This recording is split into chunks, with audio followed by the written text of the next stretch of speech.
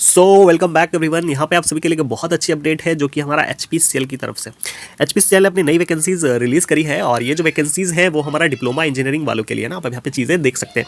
Diploma engineering मतलब कि हो गया कि नॉन एग्जीक्यूटिव की जो रिक्रूटमेंट है वो यही है ना। तो नॉन एग्जीक्यूटिव के लिए इन्होंने रिक्रूटमेंट निकाला है, आप चीज़ें देख सकते हैं। इसमें अच्छी बात यह है कि आपको अच्छी फैसिलिटीज़ मिलती है, विद गुड सैलरी मिलती है ना। तो ये HPCL की अच्छी बात होती है।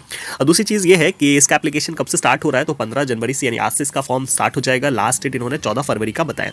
कौन कौन सी ब्रांचेस के लिए इन्होंने वैकेंसीज निकाली है, आप चीज़ें देख सकते हैं। मैकेनिकल के लिए जो कि काफ़ी सही वैकेंसीज है, जो कि 130 सीटें हैं। इलेक्ट्रिकल की बात करें तो हमारा 65 है, इंस्ट्रूमेंटेशन के लिए 37 और केमिकल के लिए 2 सीटें इन्होंने निकाली है। एज लिमिट देखेंगे तो 25 ईयर इन्होंने बताया है UR के लिए। ये जो एज लिमिट है वो मैक्सिमम है UR के लिए, है ना।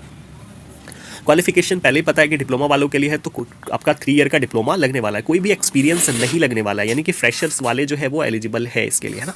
तो ये फ्रेशर्स के लिए काफ़ी सही अपॉर्चुनिटी है। उसके बाद जो चीज़ें हम लोग देखने वाले, इसमें आप एक चीज़ और देख सकते हैं कि कौन कौन सी ब्रांचेज एलिजिबल। अगर आपका इंस्ट्रूमेंटेशन है तो आप इंस्ट्रूमेंटेशन वाले एलिजिबल हैं, इंस्ट्रूमेंटेशन कंट्रोल वाले भी एलिजिबल हैं, इंस्ट्रूमेंटेशन एंड इलेक्ट्रॉनिक्स वाले भी एलिजिबल है ना। तो ये काफ़ी सही अपॉर्चुनिटी है आप सभी के लिए। सिलेक्शन प्रोसेस किस तरीके से होने वाला है, तो यहाँ पे इन्होंने बताया कि आपका जो सिलेक्शन प्रोसेस होने वाला है, आपका CBT होगा और फिर आपका GD होगा, है ना। GD के बाद फिर इन्होंने बोला स्किल टेस्ट होगा, उसके बाद आपका इंटरव्यू होगा। तो आप देख सकते हैं खतरनाक इन्होंने जो है वो सिलेक्शन प्रोसेस बताया है आप सभी के लिए। उसके बाद इन्होंने जो चीज़ें बताई है वो हमारा बताया कि सिलेबस के बारे में। तो सिलेबस आपका इस तरीके से रहेगा कि जनरल एप्टीट्यूड रहेगा और आपका टेक्निकल डोमेन रहेगा। इसके सिलेबस के बारे में हम लोग अगली वीडियो में अच्छे से बात करेंगे ना। उसके बाद हमारा है कि पे स्केल के बारे में आपको ऑलरेडी चीज़ें पता है कि 30,000 से लेकर 1,20,000 जो आपका पे स्केल रहने वाला है। CTC की बात करें तो वो हमारा 10 लाख है ना, 10.58 लाख रहने वाला है। काफ़ी सही जो है वो CTC है अगर आप डिप्लोमा इंजीनियरिंग से है तो, है ना। उसके बाद प्लेस ऑफ पोस्टिंग की बात करें तो इन्होंने बोला कि आप है ना HPCL के है ना किसी भी मतलब कि इनके डिवीज़न में जो है वो आपकी पोस्टिंग हो सकती है। प्रोबेशंस के बारे में बताया इन्होंने कि आपका जो प्रोबेशन पीरियड होगा वो 1 साल होगा ना। ट्रेनिंग मतलब डेट ऑफ ज्वाइनिंग से 1 साल तक जो है आपका प्रोविशन पीरियड रहने वाला है। फिर रिटेंशन अमाउंट के बारे में बोला है 5,000 per month will be deducted as retention amount from the total investment of the first, मतलब पहले 6 महीने जो है वो आपका 5,000 रुपये जो है वो कटने वाले हैं ना।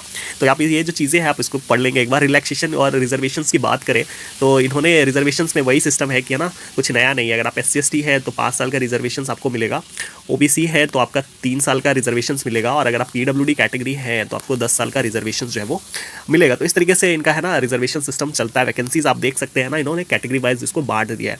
टोटल वैकेंसीज हमारा 234 पोस्ट है जो कि काफ़ी सही है। SC की 35 है, ST का 17 है, OBC का 63 है और EWS का 23 है, UR का 96 इन्होंने। और वैकेंसीज के बारे में बता आप चीज़ें देख सकते हैं।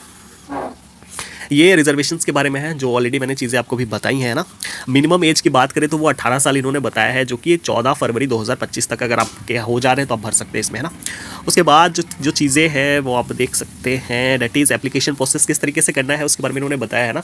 15 जनवरी आज से स्टार्ट हो जाएगा, लास्ट डेट 14 फरवरी है ना। उस कैसे कैसे अप्लाई करना है, साइट पर जाना है, वो सारी चीज़ें डिटेल इन्होंने बताई। इन्होंने एक चीज़ और बताया है कि जो भी इंटरव्यू है, जो CBT है, उसका जो डेट वेट है वो चेंज वेंज नहीं होने वाला है ना किसी भी कंडीशंस में, है ना। उसके बाद एप्लीकेशन फ़ी के बारे में बताया कि एप्लीकेशन फ़ी जो है वो है ना is applicable for all positions, है ना। उसके बाद ये कैटेगरी वाइज जो चीज़ें हैं वो देख सकते हैं आप, है ना। आप किसी भी मोड में जो है वो पेमेंट कर सकते हैं। पेमेंट कितना लगने वाला है तो आपका देख सकते हैं 1180 रुपये जो है वो आपको फ़ीस लगने वाला है ना। 1,000 प्लस GST जो लगेगा, है ना। तो टोटल मिला के 1180 रुपये आपको लगने वाले हैं ना। उसके बाद जनरल इंस्ट्रक्शन में इन्होंने बताया है कि आपका जो डिप्लोमा होना चाहिए वो ICT से अप्रूव होना चाहिए, आप इंडियन सिटीजन होने चाहिए, है ना। और उसके बाद यही सब चीज़ें बताई। AMI वाले जो है वो कैंडिडेट्स एलिजिबल नहीं है, यहाँ पे इन्होंने क्लियरली जो है वो लिख के बताया, आप चीज़ें देख सकते हैं ना। नॉट एलिजिबल इन्होंने लिखा हुआ है। उसके बाद जो चीज़ें हैं वो हमारा और इसमें क्या इंपॉर्टेंट है,